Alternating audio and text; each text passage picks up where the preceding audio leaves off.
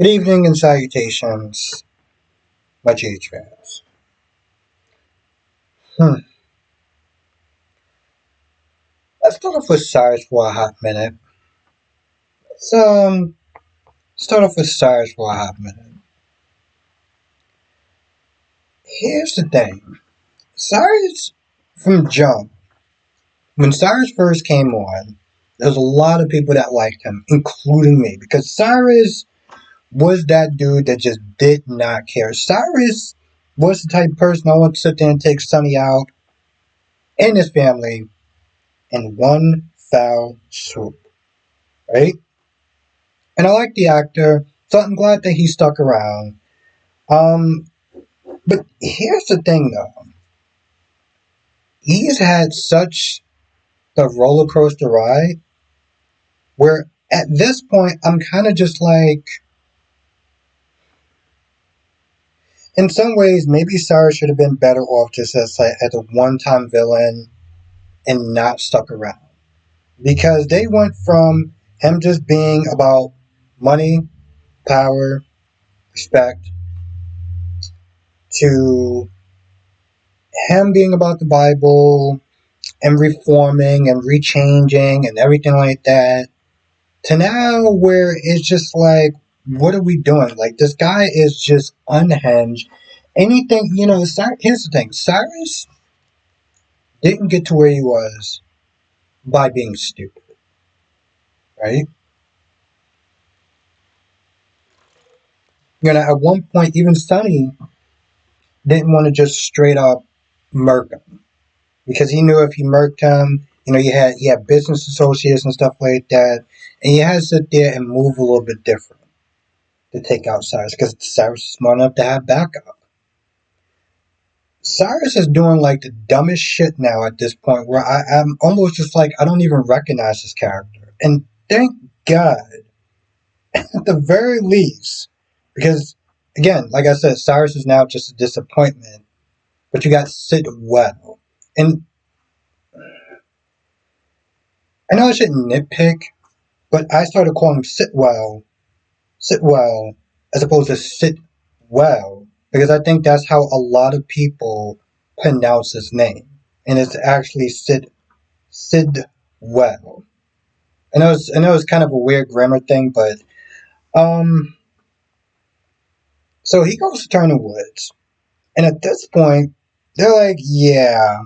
After talking to the nurse, because nurse was talking to Liz, and Cyrus overheard Liz, being talked to by the nurse or whatever. So he wants to go see patients. And Gail, I think there is her name, is like, yeah, you can't do that. You got to sit there and talk to the director. And the director pretty much just refused him. Overstepping with the whole Lulu thing, which still doesn't make any sense. By the way, he said some cryptic thing before I forget. He said some cryptic thing to Lulu as far as like, I did something for you, like I did something for you. I don't exactly remember what it was, but he said something along the lines like, I did this thing for you that you'll never understand or whatever, or something along those lines. And I'm sitting there thinking maybe it was taking out Sam. But again, it wouldn't make any sense because if the thing that he did, that, when he confronted Lulu, was about taking out Sam to make sure that that Lulu didn't have an obstacle, that still wouldn't make sense because he would have had to know that she was going to wake up at some point. So I don't. Okay. Anyway, the director tells him no, and he freaks the f out. Like throughout this entire episode, he is just so unhinged, right? And I give the actor credit because man, when he gives you the death glare, I mean, this is like you're practically signing your warrant at that point. And so he leaves. He's angry, and he goes to Bobby's. I was about to call it Kelly's. Long story short, Lulu has a great way of tracking Charlotte by tracking her social medias and who she's following and her interests as far as horses and stuff and what has the best stables and stuff like that. And I'm like, okay, that's actually pretty impressive. So tells Laura that, and Laura has a meeting, but while Lulu's not there, going on her phone, looking through social media and stuff, Cyrus comes in, and Cyrus is like, "Hey, listen, I'm just coming here for a bite to eat." Now remember, Cyrus still has that restraining order, which okay, all right. For all my legal people, I know the basics. I think everyone knows the basics of a restraining order. But how does that work if you just happen to bump into that person? I don't think that Cyrus actually knew that Lulu was there. But how does that still work?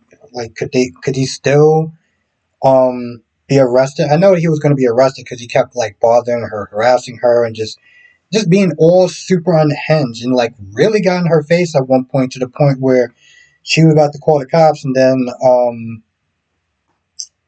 Cyrus pretty much kind of disappeared like Batman. But how does that work? You know, and like how does that work in a way where it's like, let's say that they filed that restraining order to get you arrested, and they know, let's sit there and say, oh well, Albert loves going to Starbucks at so and so time to get his favorite drink, which is a cinnamon dolce latte, and they just happen to be there. Could I still technically get arrested if they knew I was going to be there and like I just happened to show up there? Um. Anyway, Lulu gets freaked out and she goes to Anna, which Anna is wilding out in a sense, but like she does sit there and tell Anna and tell her about that cryptic message that he said. Um. As far as like I did something for you or something like that. Now, the reason why I sit there and say Anna's kind of wilding out is because Jordan came in. Jordan wants some recording earpiece or whatever to record Sitwell. I'm gonna mess up his name too. Um, see if she can get anything on it because clearly there's an attraction or whatever. So, and instead of the thing is, Jordan's not expecting and to be like, well, you can't do this. You're not a cop anymore. You don't have any backup or anything like that. This is not a good idea. And he's dangerous. I'm not going to sanction this. Instead, she's like, yeah, that's cool. I'm like, so let me get this straight. Let me get this. Hold on. So this is the second time that you are allowing a civilian to be in a dangerous situation. Now, when was the other time that she let a civilian into a situation, or she practically kind of strong armed a civilian into doing some sort of undercover op or whatever, and it went tits up? Yeah. Mm-hmm. Yeah, she might be annoying, but like you kind of pushed her into it. Lucy Cole, of course. So, like, this is the second time that you're just like, oh, you mean you're gonna go into a dangerous situation and no backup and or anything like that? But if you can get the goods, then it'd be worth it. So, I got you. Yeah, cool.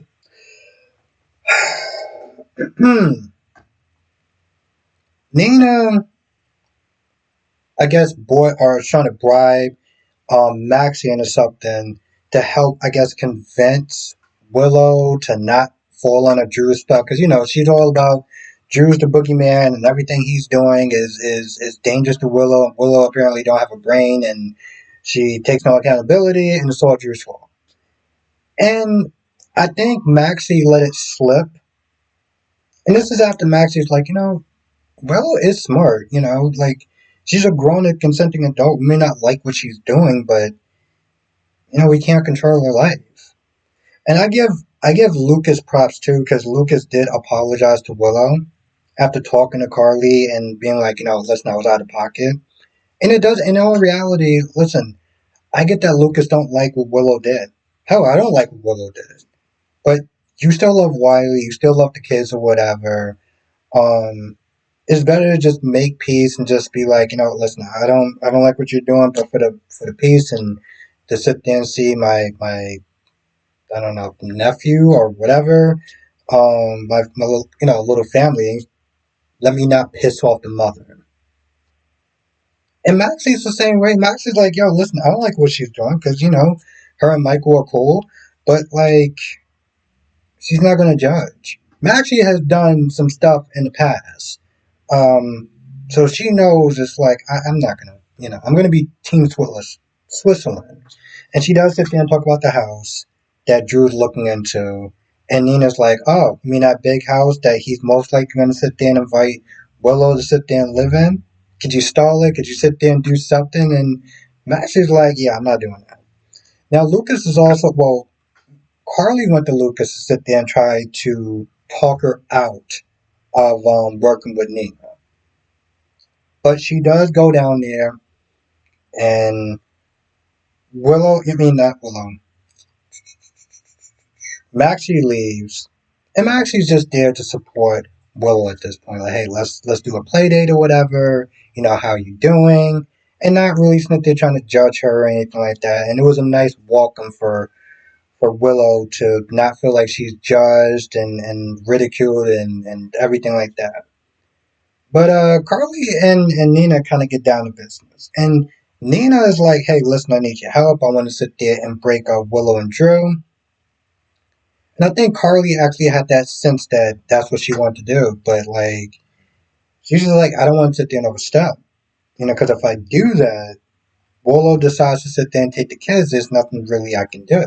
I can't sit there and see my grandkids. So she's pretty much about to just be like, yeah, I'm not doing that.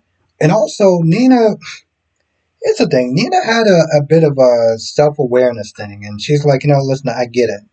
It's out of pocket for me to be, um,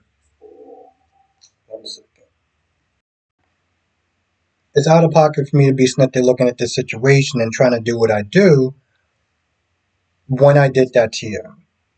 So she finally does own up to her inserting herself into, Carly and Sonny's marriage at the time.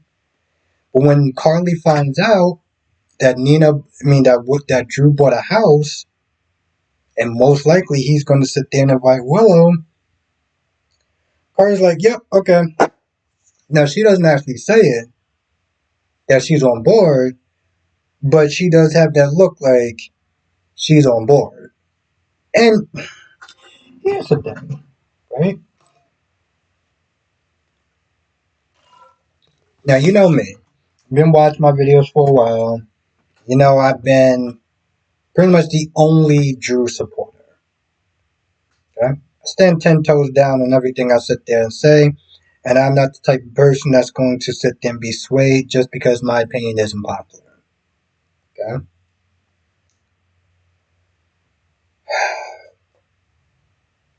I still like Drew. Okay, so that's not changing. But I do understand how out of pocket that is. Right? I mean, hell, it was out of pocket for Willow and Drew to be sitting there banging, and you're still married to the man who is recovering in a burn unit. I mean, if that's not disrespect, I don't know what is. I may not really care that much of Michael, but that's not a pocket thing. And now the man who, inserted himself into his nephew's marriage is going to be inviting his nephew's wife to live with him and, be around his kids. So you done effed over your nephew. You're banging his wife nonstop, and you're gonna invite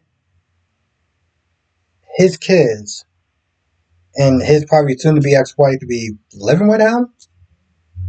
Yeah, I can understand. That's definitely that's definitely out of pocket. Right? There's no other way to sit there and put it. Um, and I want to sit there and say that because listen, I may like Drew, but that doesn't mean I'm going to sit there and ignore every single thing that Drew does. Like I said, no one is spared the rod. Sonny goes to, LA or whatever, and, he's still sitting there talking about, like, listen, I got things to do. I got to sit there and figure out who put that explosive in my house. I got to sit there and make sure my family's safe. And I'm kind of like, you can't really do that if you're dead. So, like, maybe you should be sitting there focusing on that. Then When he comes out, he finds, Natalia sits there and says that he has to get a pacemaker, he has to sit there and start being on heart medication and stuff, and he has to do that in the next 3 months. And Sonny's like, yeah, that's cool, but like, I still gotta, protect my family and do this, that, and the third, and I gotta do this, and I gotta do that. And I'm like, Sonny, here's the thing. You can't do any of that. You can't protect your family if you're dead. So, like, I'm just saying, like, 3 months, let Jason handle it. And if Jason don't want to handle it, well, I don't know. Depends if we could sit there and get Stephen A. Smith for it. But it turns out that Sonny was being followed. But here's the thing, though. So, long story short, because I can already tell this video is just being way too long. So many goddamn characters. Sidwell is actually having a meeting with Drew, particularly about a project that's being stalled. And Sidwell's like, does this have anything to do with Sonny? And he wants to sit there and, have this project go in Pier 55. Sonny's legitimate coffee business. He wants to push for that. He's like, hey, listen, I'll give you the extra funds. And Drew's like, oh, I don't know. Got to move stuff around. It's going to be a lot of money. And so it's like, no, it's cool. I got that. But we're going to push it too, right? Laura gets there. Now, granted, Drew, and I don't understand how, you would think that you would do a background check on people that you're meeting and stuff like that for the first time. Because, you want to make sure that they're not a psychopath. You want to sit there and do some sort of background check. I don't know how thorough it would be. But anyway, Laura comes in, and Laura's like, oh, yeah, no, I know him. Yeah, he's the guy who kidnapped my son and practically tried to kill him. Drew's like, I'm sorry, what? Now, Drew had his own experience being captive and held captive for years and stuff like that, being away from his family and his daughter and everything like that. So I thought he was going to have a little bit more of a, yeah, bro, I can't rock with you. Instead, Sidwell is like, I want to sit down, I want to sit there and talk about this project and stuff.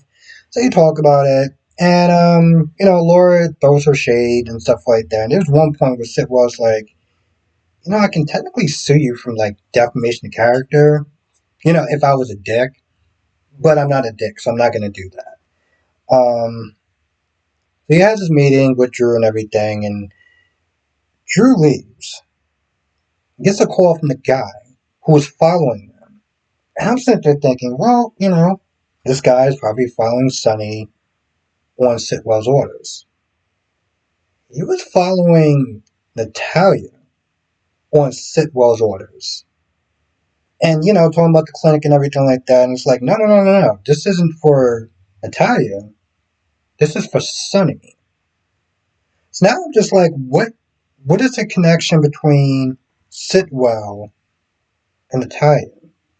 Now, it makes me think back a couple of months back, or damn near a year, give or take, when Natalia was like, I was involved with the dangerous man. Seeing how he seemed like he's sticking around, I don't know.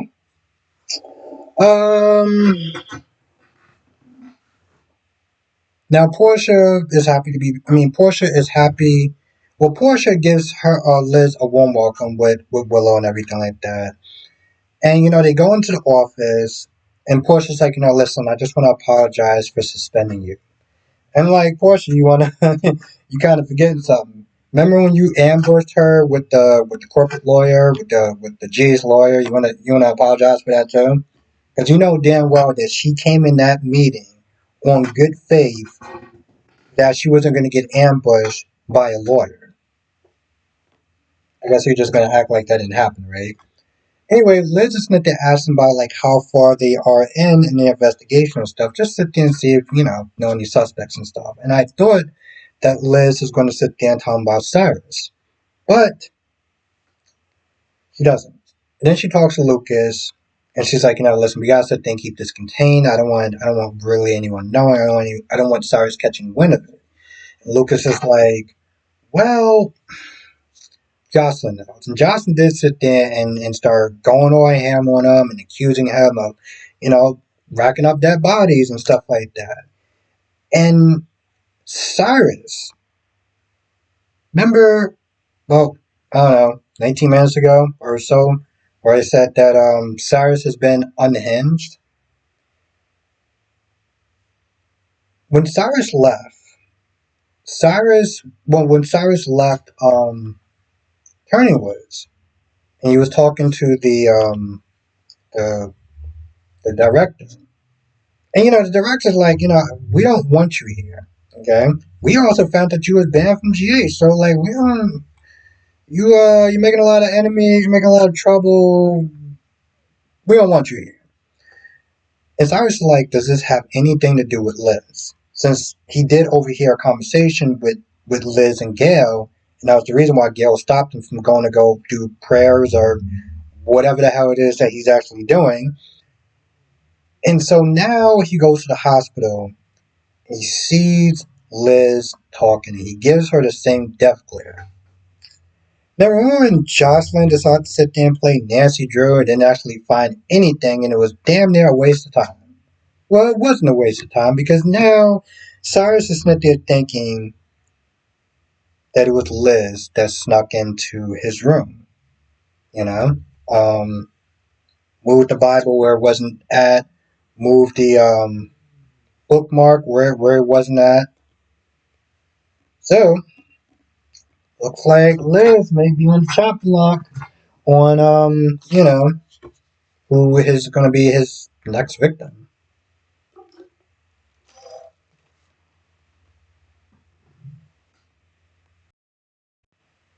So one thing I will sit there and say, Sonny, Maurice Bernard, and I say this every year. Every year I sit there and say this, and every year Jonathan, my Michael Baldwin to my Victor Newman, it's like, oh, you just talk hooey.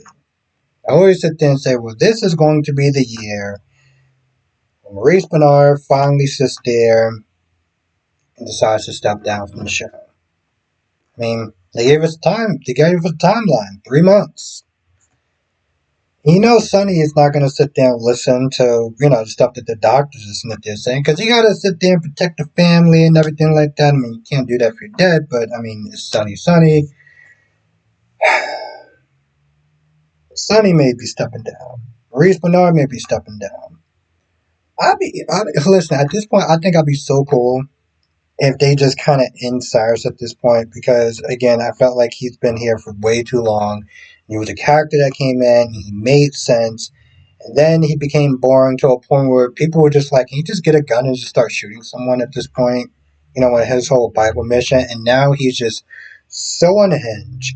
And again, I just want to reiterate the way that they've been sitting there writing Drew has been super toxic. There's been things that I can sit there and try to explain. There's been things I've been sitting there. There's been things I can sit there and explain because I do believe that good people do make bad choices. And then there's just been things where it's like you moving in your nephew's wife that you know, practically stole his wife in a sense and is stealing his family. And I think that's another reason why Carly went off. This is the reason why it's like, if you noticed yesterday when I talked about the show and I was like, Carly went off, this, that, and the third, I couldn't blame Carly. Her son is not there, and you know how I feel about Carly at times, but her son's not there fighting for his life. And now she's not there finding out later on that not only are you banging his wife while, they're still married, but now you want to sit there and move in his wife and his kids and be what Daddy Drew to them? I mean, I know that Uncle Drew and Nephew Drew, but like, and I know that this all took place. Drew said his character changed when he went to jail, and that near death experience can change anyone. And I'm not sitting there giving an excuse because, I mean, you do have to have a conscience, but the way they've been writing Drew has just been super toxic. It's been super toxic. Um, if you watch my video about the incident with Cameron, who's a real person, you can see just how toxic that the writers have actually made the situation. And that doesn't excuse people just going bonkers, but and I've seen it in my comment section and just in general.